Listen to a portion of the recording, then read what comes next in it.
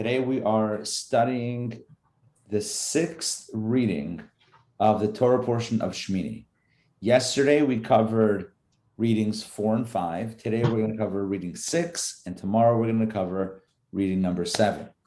Today marks a drastic departure from the conversation heretofore. Up until now, we've been talking in this Torah portion, we've been talking about the inauguration of the tabernacle.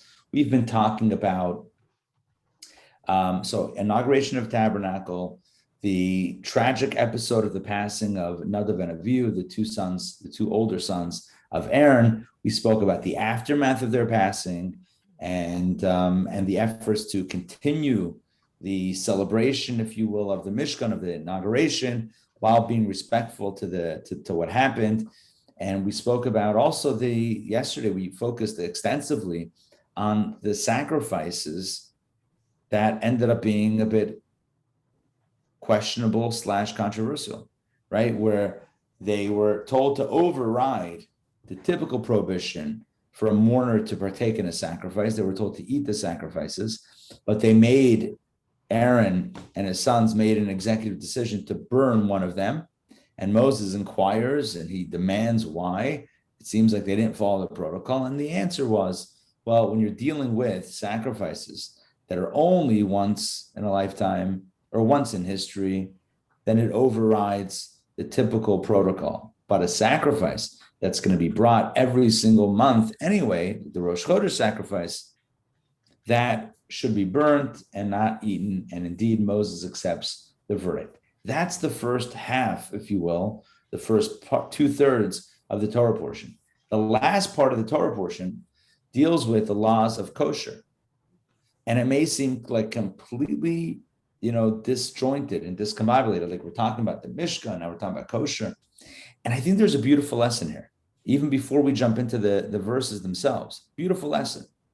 The temple we associate with holiness. The temple is obviously holy, and that's where we worship God, and that's where the sacrifices were brought. Sure. But I think Torah is telling us that, what else is holy?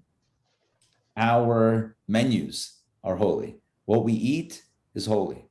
When what we eat has the power to confer holiness or the opposite. And so, the famous adage, you are what you eat. It's not only true physically, it's true even more. If it's true physically, how much more so it is spiritually. Kosher food, which is, again, that's the upcoming conversation, is food that is spiritually optimized for our spiritual sensitivities and our mission on earth. Now, you might not notice it. You and I, we might not notice it from the outside. You might say, well, what is the difference between this food and that food? They both look the same. When I eat it, I'm satisfied equally. Sure, that's on an external level, but what's happening on the inside, right? What's with the soul of the matter? And the Torah is telling us that kosher is spiritually optimized for our souls, just like the first half of the Torah portion is talking about the sacrificial service, worshiping God, spiritual connection. The second half of the portion, which talks about kosher food, is also talking about a spiritual connection. You see what I'm saying about the connection between these? So we spoke about the obvious spirituality and spiritual connections with regard to the Mishkan, the tabernacle. Now we speak about the not so obvious, which is our menus. By the way, next Friday night, we have our dinner, and it's going to be a lavish, kosher, spiritually optimized 3-course dinner. That's what's going to happen. So kosher, we on the outside, it might look the same. This item, that item, this piece of meat, that piece of meat. But on the inside, the spiritual design is different and becomes very significant. So let's jump in. Let's read the verses. Let's explore them. I'll give some insights. There's a lot to talk about. So I'm going to share my screen right about now. Now tell me if you can. Leviticus Chapter 11. Leviticus Chapter 11. Here we go. All right, let's do it. A second here. Just rearranging my screen. Okay. And the Lord spoke to Moses and to Aaron. It's very small, Rabbi, the text. It's very small, yes. I was going to say, I thought it was my iPad. Is the text very small? Okay, let me fix that. And then there's a black border that takes up 2 inches on the bottom. Did that fix it? And, well, it's It's not, cut off now. It's like the only screen is half of it blank. on the right side. It's not No. centered. Hold on Yeah, one it's not second. Hold centered, on. right. Let me try this. Okay, no, thanks for clarifying. Let me try this once again. This should work better this time. Let's see. Let's double check. Hold on. Does that work better? Yes, perfect. Yes, Okay, good old, what we're used to. right. We're back in business. All right, Right. good. So Leviticus chapter 11, verse number 1. It seems like a brand new topic, brand new portion, but it's, of course, part of the same Shemini. The same spiritual energy, the infinite energy, is also available on our dinner plates. Here we go. And the Lord spoke to Moses and to Aaron to say to them, speak to the children of Israel, saying, here we go, laws of kosher. These are the creatures that you may eat among all the animals on earth. Okay, just to clarify, and you've heard me say this before, but it's important to go once again on a clear way as we explore this. Anything that grows from the ground is kosher. If it grows from the ground and it's not poisonous, because that's just not advisable, but if it grows from the ground and it's edible, it's kosher. Now, if it's processed in a manufacturing plant, that's a different story. If it grows from the ground and it's natural, it's kosher. But what about animals? So here we go. Now, when it comes to animals, not all animals can be eaten. Originally, by the way, humankind was not allowed to eat animals. Adam and Eve were not allowed to eat animals. Until the times of Noah, after the flood, God said to Noah, I give you permission to eat animals. But now, to the Jewish people, God says, even as you eat animals, not all animals can be eaten. So here are the ones that can be eaten. Verse number 3. Any animal that has a cloven hoof, that is completely split into double hoofs, and which brings up its cud, that one you may eat. So there are 2 signs of a kosher animal. Number 1, split hooves. And number 2, chews its cud. If an animal does that, it is a kosher type of animal. If it does not do that, then it's not a kosher animal. If it has one sign and not the other sign, not a kosher animal. It's got to have both split hooves and chewing its cud. Verse number 4. Oh, and by the way, the mystics tell us that these 2 signs are indicators that the food, the animal, is spiritually compatible with our mission, which we'll speak about in a moment. Because remember, this is all about spiritual compatibility. 4, but these you shall not eat among those that bring up the cud and those that have a cloven hoof. These are going to be animals that only have one feature, but not the other. The camel, because it brings up its cud, but does not have a completely cloven hoof, it is unclean for you. So the camel has a split hoof. I'm sorry. The camel chews its cud, but it doesn't have a fully split hoof, therefore not kosher. And the hyrax, verse 5, because it brings up its cud also, but will not have a completely cloven hoof, it is unclean for you. It is not kosher. Number 6, and by the way, look how the Torah refers to non-kosher. It doesn't say it's not kosher. It says it's unclean.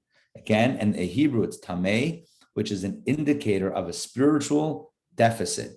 It's got something misaligned spiritually, not in and of itself, but vis-a-vis you and I. So the animal is fine on its own, no problems with the animal, but for our spiritual compatibility, it doesn't work. Just as an example, think of a sports car, think of a Ferrari, and think about the type of gasoline that you put in a Ferrari. You're not going to put in the regular stuff that you put into my Chrysler minivan, right? It's just not going to be the same stuff. you're going to put in 87 into my car. I don't know what goes in, honestly, I don't know what goes into a Ferrari, but I can't imagine it's the same stuff. That would not make sense. So for our souls, it's got to be a different type of food. So no camels, no hyrax. What about the hair? Verse 6. And the hair is also no good. Why? Because it brings up its cud, but does not have a completely cloven hoof. It is unclean for you, tameh or teme'ah. That means spiritually incompatible. Again, when you see the word here, unclean, doesn't mean that it's a dirty animal. It doesn't mean, we're not picking on the animal. Simply what it means is it's spiritually incompatible for you. It's not the right fuel for your system. Final example of an animal that has one sign but not the other is the pig. And the pig, because, and this has the opposite of those three. The three examples were the three that chew the cud but don't have split hoof. The pig is the opposite. The pig, because it has a cloven hoof that is completely split, but it will not regurgitate its cud. It doesn't chew its cud. It is therefore unclean for you, i.e., spiritually incompatible for you. You shall not eat of their flesh. You shall not touch their carcasses. They are unclean for you. Okay, so that's it. Now the Torah moves on to fish, creatures in the water, i.e. fish. But before we get to fish, let's speak about the two signs, because as I've been saying, the big theme of what I'm trying to share is that kosher means spiritual compatibility. It's the right fuel for the right system. So why do these two signs, split hooves and chewing cud, what do they have to do with spiritual compatibility? How are they indicators that yes, this thing is spiritually compatible? I want to share with you one idea of many that I could share, one idea that hopefully will resonate. The mystics tell us that the notion of having a split hoof spiritually means that you're not locked into one way of thinking or one way of feeling, that you have a bit of a balance in your approach. Like, for example, with regard to the Sfirot, one of our favorite conversations, the spiritual energies of the soul that are intellectual and emotional. So think about the first two emotional energies that the Kabbalists list, chesed and gevura. Chesed is loving kindness, givingness, generosity, an open hand. And gevura is strength, discipline, a closed hand. So chesed is open, gevura is closed. A person might, by nature, be more of a chesed person. They might be the type of person when you ask a favor, no problem. You don't even have to tell me what it is. Can I ask a favor from you? The answer is yes. You tell me what, the answer is going to be yes. You need it. You need food. You need money. You need help. You need time. You need love. It's yours. A person that's in that modality naturally of chesed might struggle with discipline, might struggle with setting boundaries, might struggle with rules and regulations. Having a split hoof means the hoof is divided into two sides, two clearly delineated sides, a right and a left. Mystically, spiritually, the Kabbalists explain, this means that a person matures and works on themselves to recognize and to value even the opposite trait than is one's initial nature. Does that make sense what I'm saying? That a person who's naturally chesed oriented also values and appreciates gevura and works on that. And conversely, a person who's more of the gevura persona works on themselves to develop a chesed persona as well. The greatest example of this, by the way, I'll stop sharing the screen so I can see you a little bit bigger. The greatest example of this is Abraham. When God asks him to sacrifice his son Isaac. And in that moment, Abraham is put to the task because Abraham is a man of love. He's a giver. naturally, he's a giver and a lover. So people are wandering in the desert. He opens up his home to anybody. He feeds them. He's a giver. He's open hand, open heart, open generosity. God says to Abraham, take your son and bring him up as an offering. And the mystics tell us that this was the ultimate test of faith. Why? Not simply because he was told to sacrifice his son, which I'm not downplaying, by the way, but it's because the very act ran contrary to his chesed, loving nature. And so essentially, the challenge that God put to him was, can you serve me in a way that doesn't fit with your character? Because if not, then that means that all this time you might really be serving your own personality.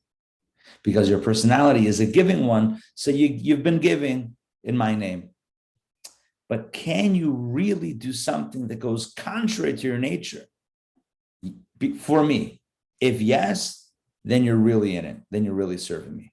Otherwise, you might be serving yourself or accommodating yourself and your own intrinsic inherent nature. I hope that makes sense. So the idea of a split hoof means that you're able to have both. You're able to challenge yourself and draw on the other side in the service of God. That's what constitutes a kosher human being, and also what constitutes a kosher animal, because we are what we eat, spiritually compatible food. It's got to be spiritually tuned correctly, split hoofs. Chewing cud means that we regurgitate. Well, it means not physically, it means that we think about our thoughts again and again before we speak. We think once, twice, 3 times before we act. We think things through, and when we're done, we think it through again. Just like the idea of chewing cud means that the food is digested multiple times in multiple chambers in the stomach or multiple stomachs. When it comes to ideas, we are able, a kosher human being has the ability and practices this good trait of thinking things through several times before speaking and before acting. And that's what makes a kosher human being. And that's what also makes spiritually compatible food. Right. Isn't there something about a giraffe because of the neck? Isn't there something like that? Excellent. Yeah. The giraffe is actually kosher, right? Because it has split hooves and it chews its cud. The reason why we typically don't eat giraffe, I've never had giraffe, even though it's a kosher animal. It's as kosher as a cow. It's kosher as beef. The reason why I think most of us have not had giraffe is on a practical level, it's really hard to shech the thing. Not because you don't know where to shech, you'll figure that out. You figure out where to do the shechita, the slaughtering on the neck. It's a long neck, but you'll figure out where to do it. The real issue is they're hard to wrangle. I'm sure. Right? They're just,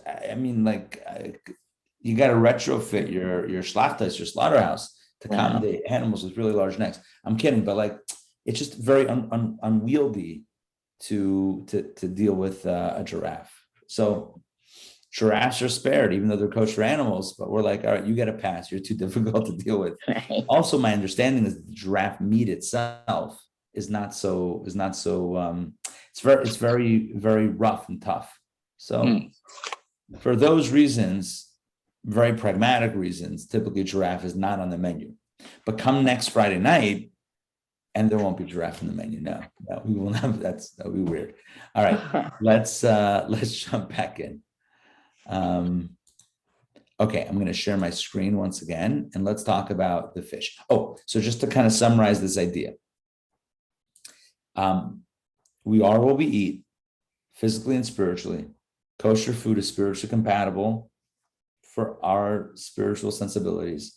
We want to eat. We want to inculcate. We want to absorb food that has the traits that we want to have.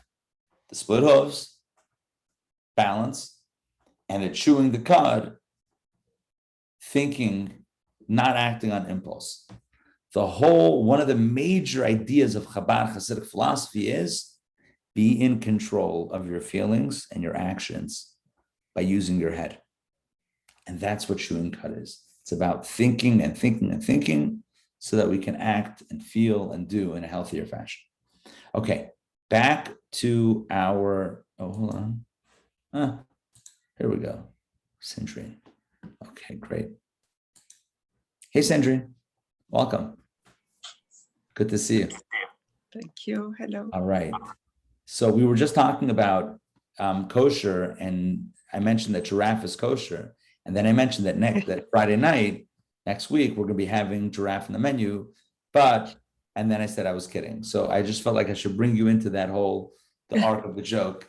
Thank you. Is sure. that a thing in South Africa where it's easier to find? You would think, right? But no, they don't. I can't say for sure. It is probably kosher, but I endangered, understand. no?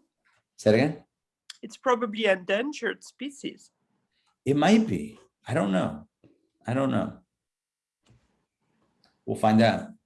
So, all right. So that is with regard to kosher animals. Let's jump back in with regards to kosher fish. Okay, this is always fun.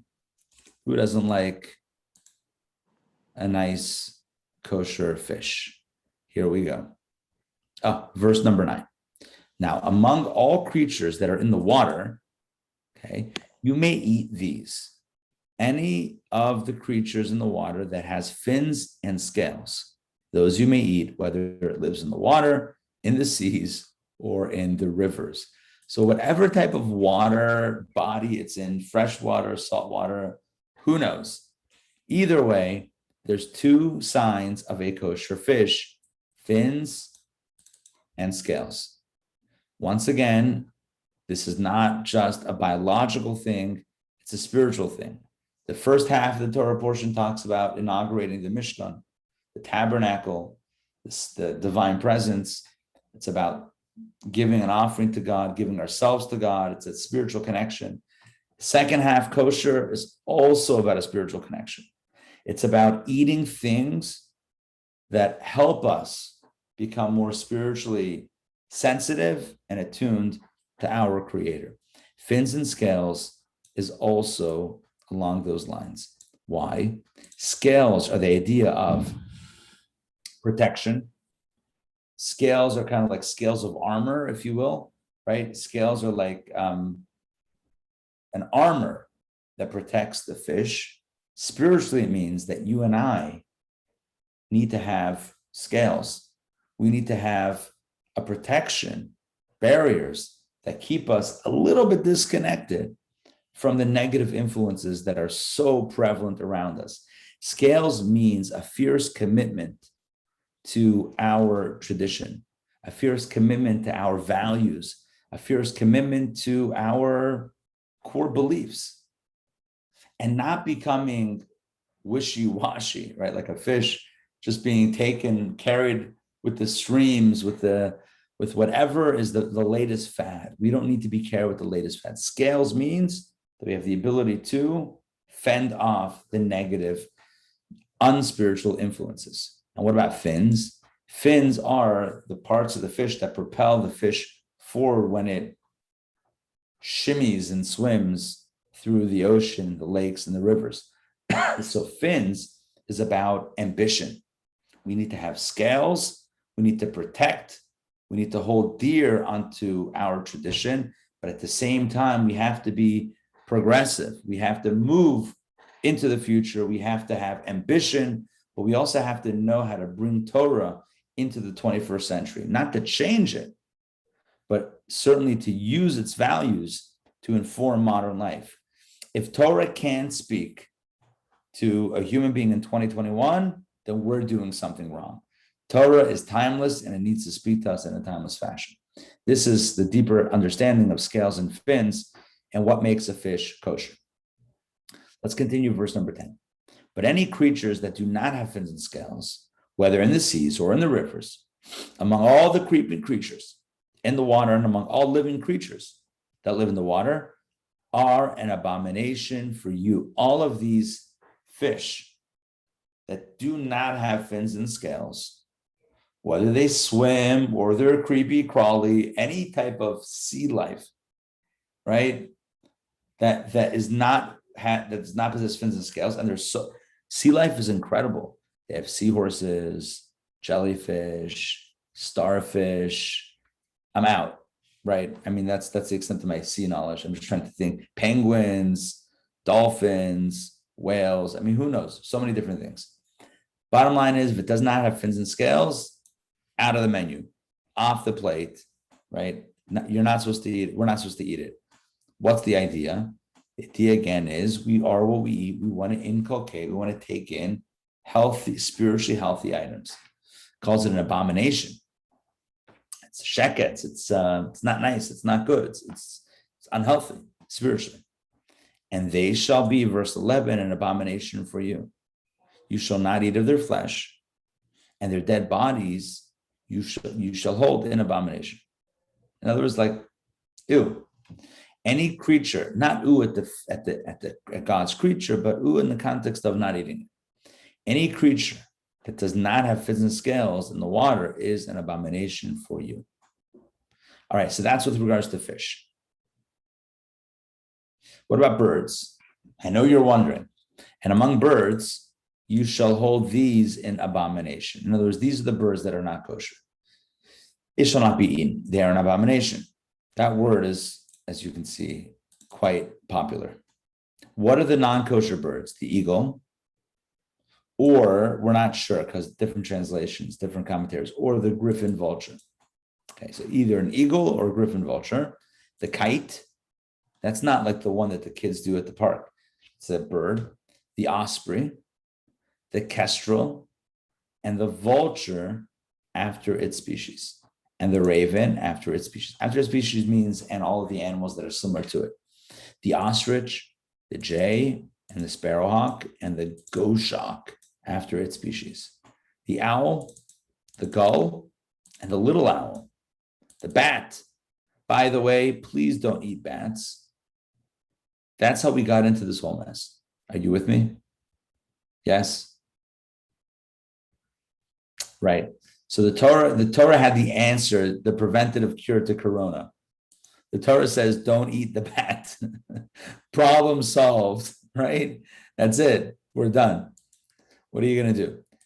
It's not kosher.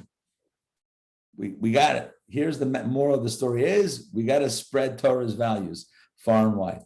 So don't eat the bat, don't eat the starling, don't eat the magpie. Okay. Next time you find yourself face to face with a starling, don't eat it. I don't know what a starling is, but don't eat it. The stork, right? Its job is to carry babies in cartoons. Do not eat it. The heron, after its species, the hoopoe, I guess, and the atalef bat. I love that there's a question mark in this translation. And the atalef bat. All right. Any flying. If you want to know more about these, Google is your friend, or commentaries are your friend, or both. Okay, next. So that's it with the birds. Oh, and by the way, the commentaries say, what's the common denominator about these birds? The Torah doesn't give us signs. It just tells us that these are not kosher. What's the common denominator? They're all aggressive birds of prey, P-R-E-Y. The message is we're meant to pray, not meant to pray. It sounds the same. Might be a homonym, but it's not the same word.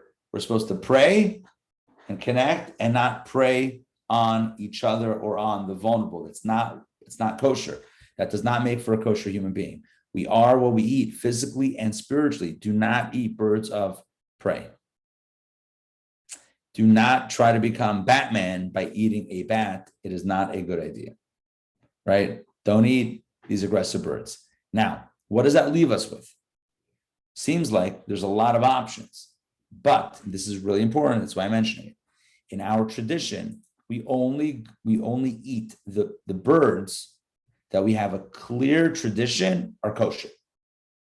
So, for example, chicken and turkey and duck, right? Duck is kosher. I believe duck is kosher. Yeah. So these are kosher birds, right? That we have a tradition about. There was once a rabbi, or maybe when he was a young man, who got attacked by a turkey. And he said, with such violence, he said, this turkey, there's no way it's a kosher bird. With that violent nature, there's no way that it's kosher. And his family, until today, I believe they do not eat turkey.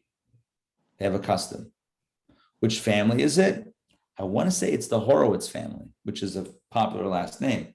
But I think that's the name of the family, where I could be completely wrong, by the way, also about this story and the name associated with it. But either it's Horowitz or somebody else. The notion is that there was once in the story where the turkey attacked, and their tradition is not to eat it.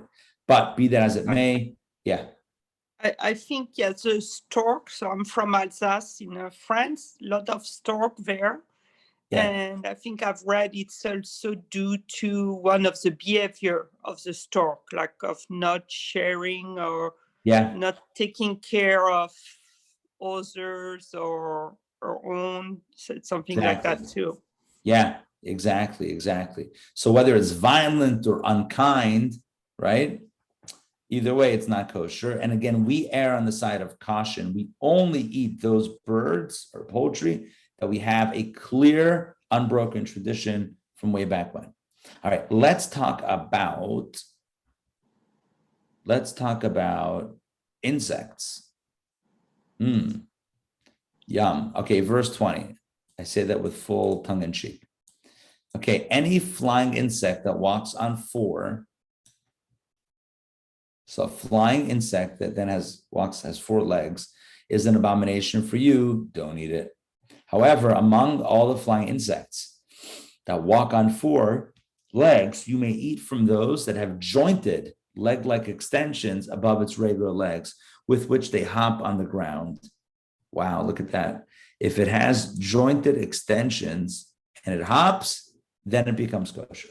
From this locust category, you may eat the following: the red locust after its species, the yellow locust after its species, the spotted gray locust after its species, and the white locust after its species. And you might think, oh, so then Torah gives the green light for locusts eating. Yeah. But which locusts? Oh, the red, the yellow, the spotted gray, and the white. Yeah, but those exact terms are not necessarily super clear, which is why most Jews today will not eat any locusts, aside from the fact that that might be considered not desirable to eat for the individual. Aside from that, this also requires a tradition. There are some Jews who have, from the Middle East, maybe Yemenite Jews or otherwise, who have a tradition about which locusts, grasshoppers, locusts, are kosher, and they will eat them as kosher. Kol hakavod. But the Ashkenazi Jews typically do not have an unbroken tradition as to which locusts are kosher. So even though it says red, yellow, spotted gray, and white, this translation doesn't necessarily mean that you just Google it and then go to your local locust market, pick some up for dinner. Proceed as always with caution. Let's continue. But any other flying insect that has 4 legs is an abomination for you. And through these, you will become unclean. Anyone who touches their dead bodies will be unclean until evening. And anyone who carries their carcass shall immerse his garments in the mikvah, and he shall be unclean until evening. Any animal that has a cloven hoof that is not completely split and which does not bring up its cut is unclean for you. Anyone who touches them shall become unclean. We said that before. And certainly there are reasons why this seems to be repeated again, but it's not a repetition. There are more laws. The Talmud goes into great detail about every time a verse seems to be repetitive as to what it's teaching us new from the last time. And among all animals that walk on 4 legs, any animal that walks on its paws is unclean for you. In other words, not kosher to eat a bear. Bears have paws, right? Yeah. A dog, a cat. Anything that walks on paws, not kosher. You would know about the bear? I would know about the bear. Yes, I would, Reba bear. Right. So Maybe you didn't have time to pay attention. Oh, you mean closely. the bear in upstate New York 2 years ago? Oh my God, that was Yeah. Pesach. That was Pesach in upstate New York. Yes, that was crazy.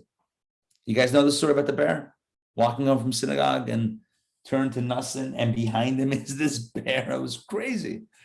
Man, I forgot about that story. Yeah. So yeah, that my first thought was not, oh, bear, come and we'll eat you. That was not my first thought. My first thought was, I don't want the tables to be turned and that reversed. So we're going to get out of here. Anyway, anything on pause is unclean. And you've touched the carcass, it renders a person unclean until evening. It's not spiritually compatible.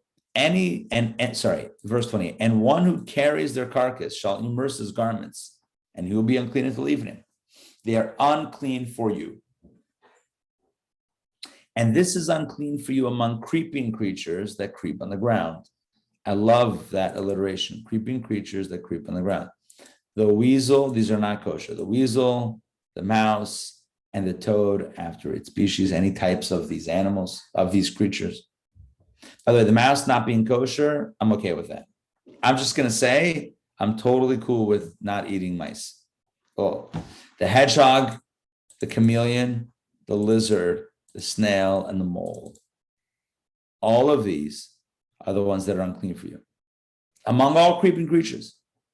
And anyone who touches them when they are dead, when these animals are dead, these creatures, will be unclean until evening.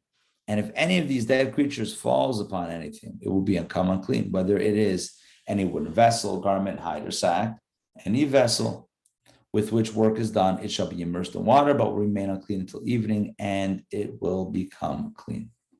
So typically these types of impurities, not just eating it, but touching its dead form, non-kosher animal that dies, that is touched, renders the toucher impure. That impurity lasts until the evening, and they go to mikveh before the close, and the person go to mikveh in the interim, and then cleanliness sets in at that evening. Okay, so that's the reading for today. I want to again reiterate the themes that I think are powerful and important to remember. Number one, this portion is Shemini, and by its name, it's all about spiritual infinity. It's about transcendence, something bigger than the norm, and it's about connection. And then we shift the conversation away from the spiritual stuff and the inauguration of the temple, the Mishkan, to kosher. The message is that kosher is no less holy. Kosher food is about spiritual sensitivity and compatibility. And so thus, kosher becomes very important. What we do with our dinner plates is very important. And it really constitutes a measure of holiness, because as we can be disciplined to embrace one food and reject another food, we can then replicate that in the rest of our lives, right? The ability to draw the line down our plates and say, not for me. Yes for me, not for me, right? Kosher demands discipline to say, no, thank you. I'll pass. I'm not going to eat that. I'll rather turn to something else. That discipline is so healthy on every level, certainly with food, but even not with food. It's healthy in life to have discipline. The more disciplined we are, the more able the more ability we have to tell ourselves, I don't need this, or not for me, whatever it is. Typically, the better decisions we make in life as more and more options get thrown our way as we travel this great road called life. So, Overcoming folly. Overcoming folly, exactly. The idea of drawing the line and saying, you're very convincing, but not for me. That's an exercise that's helped with the process of kosher. And I should mention that kosher doesn't have to be, certainly not initially, an all or nothing proposition. Kosher can be simply the next meal I have. I'm gonna resolve that it's kosher. So am I going to kosher my kitchen and go kosher 24/7? And maybe that's ambitious for me right now. But right now, I can decide that the next meal that I have is going to be kosher. Fruits and vegetables, kosher, right? Things with a kosher label, symbol on it, kosher. I don't know most, but a tremendous proportion of items in a supermarket on the shelves is kosher, let alone the fruit and vegetable section is kosher. So again, the only tricky thing comes when you get into animal products, right? Meat and dairy and fish and chicken. That's the only room, that's the only time that it gets a little bit tricky. Otherwise, it's very straightforward, right? So my point is that kosher is not as daunting perhaps as it seems. It's just step by step, one meal kosher. I know somebody who took a commitment years ago that every Rosh Chodesh, the whole day of Rosh Chodesh, the first of the month, some months are 2 days of Rosh Chodesh. You get a bonus day. Go kosher on those days. Again, if you're already kosher, I'm not suggesting to go, to give up anything. What I'm saying is, if not yet 100%, then there's ways to take steps. And again, it doesn't have to be even steps to the 100%. There's value in the next thing, right? There's infinite value in the present moment. I want to go back to the bat, right? The Corona bat. I mean, we don't really know where it came from, but that's one theory that's out there that seems to have stuck the most. So I'm just focusing on it. Right? Think about how one meal changed history. One meal changed the world in just the most drastic ways. So never discount one meal and the power for good as well, and personal transformation for the good. If one meal can wreak so much havoc, one meal can also bring so much benefit. So on that note, l'chaim, I don't actually have anything to say l'chaim on other than this Israeli honey that's on my desk. But no, I'm not going to say l'chaim on the honey, but maybe I'll make myself a tea and drop a little bit of this honey inside. All right, it's great to see you all. Don't forget, tonight is Tanya.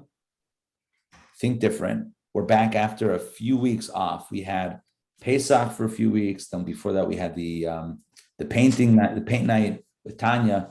So we're back on with the study of Tanya tonight at 8 p.m. I'll send that an email a little bit later, or you can find the link on our website, intownjewishacademy.org. Don't forget, we have a lot of cool things coming up this weekend, including Sunday night Jewish book club. Even if you haven't read the book, join anyway. It's a fun conversation. You can pretend like you read the book. Read the Cliff Notes. So I'm kidding. I didn't say that. Sunday night is the book club. Monday night is Rosh Chodesh Society. And then end of next week, of course, is the Shabbat dinner. The following week is the brand new JLI course, which is really exciting. And we have some new stuff that's coming out. Stay tuned for more excitement as it approaches. All right. Autograph our textbooks. You can autograph our textbooks for the. Yes, I'm happy to. I've been known to autograph things. Sure, absolutely. And talk about good kosher dinner. Yes. The Shabbat dinner. Yes, Shabbat dinner. No bats included. Exactly. It's going to be a great Shabbat dinner. I told you, I think it's on not Netflix, Prime. I think that documentary of Shluchim Chabad going, the first one that went to Vietnam. It's called Shabbos Vietnam. Yes. And, they don't talk the language, so they go to the market and there's all those fish and, they're looking, okay. Just by looking, you can tell which one are kosher or not. Right. Even if you don't speak Vietnamese. That's actually great. Yeah, no, I haven't checked that out yet. But yeah, fins and scales. You can look for the scales. The problem becomes when you're buying a fish. I mean, today things are packaged and labeled, but when you buy a fish where they cut off the skin and now it's, let's say, orange, so it looks like salmon. Salmon's kosher, right? But it looks like salmon, but who knows? You could take any fish and inject a dye into it. Theoretically, listen, anyone who's in the food industry will tell you, and I've spoken to people in the food industry, anything that could happen happens. You never know. Well, why would somebody take a different fish and dye it pink or whatever to look like salmon? Because it happens. So you can't necessarily judge by looks, but when you see the scales, right, the fins and scales, when you can see it for yourself, that's then you know that you got the real deal. When it's cut, it becomes a little bit more tricky. Anyway, there's so much to talk about on this topic about how to buy kosher fish. Kroger sells kosher salmon with a certification on it. Again, if you have the skin on the bottom, that's a great way to tell. If there's a concern, maybe that you know that it's salmon, but you don't know who cut it. And if they used a kosher knife, maybe they were chopping up squid, and then they also chopped the fish with it.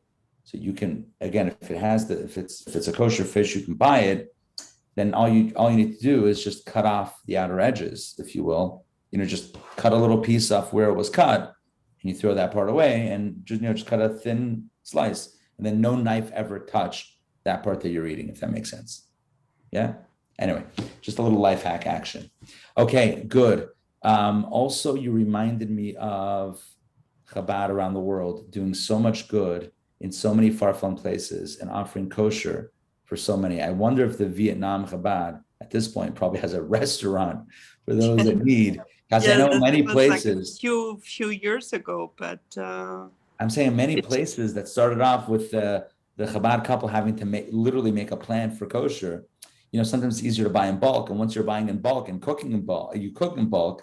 Might as well have a restaurant for tourists that come through. But I don't know how many Jewish tourists come through Vietnam. And I know, like in Cancun or Cabo and these places, and Mexico, they have like some Chabads. They have like this whole food network going on over there. Because I don't mean a TV station. I mean like actual restaurants, and you can order it gets delivered to the hotel, whatever it is. That this whole elaborate thing, so to make it accessible. Kosher is such an important staple. It's so important that we support our local kosher institutions. We're not New York, we're not Miami, we're not LA, we're not Chicago. As far as with some of the infrastructure, even though it's an old Jewish community here in Atlanta, but for some reason, some of the infrastructure isn't exactly like it is in some of those other cities. In New York, you have hundreds of kosher restaurants everywhere. In Miami, in Florida, South Florida, I mean, not only Miami, just South Florida in general, Aventura, just dozens and dozens of high-end restaurants. Atlanta, we have 3 or 4. Right. Literally 3 or 4.